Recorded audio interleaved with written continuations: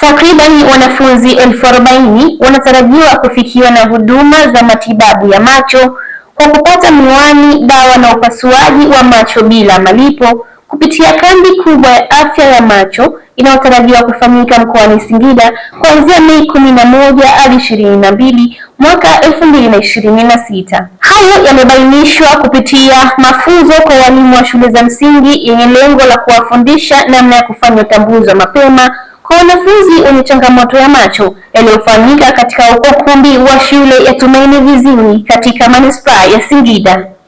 Dr. Eunice ambaye ni daktari wa macho na kaimu meneja mpango wa taifa wa huduma za macho kutoka Wizara ya Afya ameeleza dhumuni la mafunzo hayo.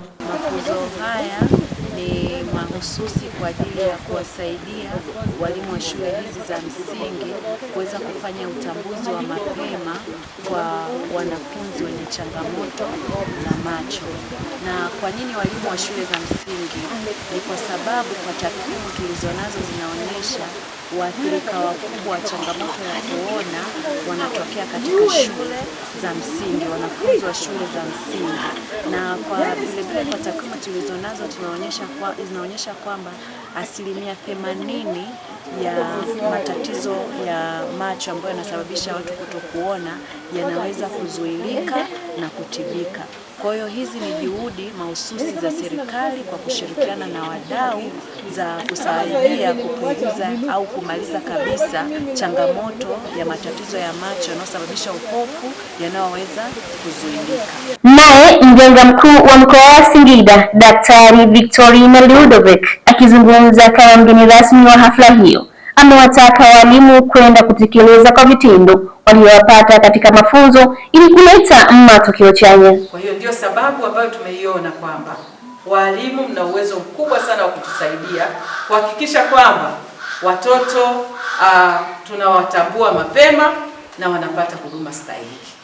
Na baada ya kuwatambua, wataalamu tupo, ni rahisi kuwapeleka kwenye vituo kwa ajili ya kupata huduma zingine zinazoendelea. Naamini kazi hii itafanyika kwa weledi mkubwa na kwa uaminifu mkubwa.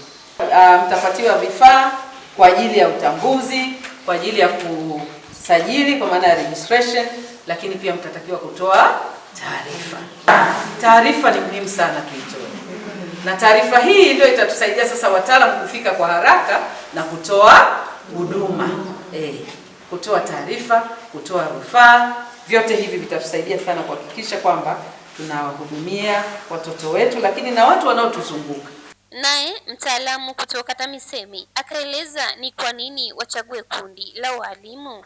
Tunafahamu walimu wanakaa na watoto wetu kwa muda mrefu, lakini pia wanakutana na kundi kubwa. Kwa hiyo kuwekeza kwa walimu maana yake tunaisaidia jamii yote iliyoko shuleni lakini hata iliyoko nyumbani, kwa sababu pia wanafunzi watakuwa mabalozi wakirudi majumbani kwa ajili ya kuhamasisha jamii ili kwenda kufanya uchunguzi wa macho.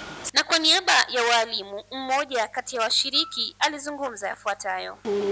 Serikali ya Jamhuri ya Muungano wa Tanzania kwa kushirikiana na wadau kuweza kuweka mpango huu mzima wa kuwajengea walimu uwezo ili waweze kubaini changamoto.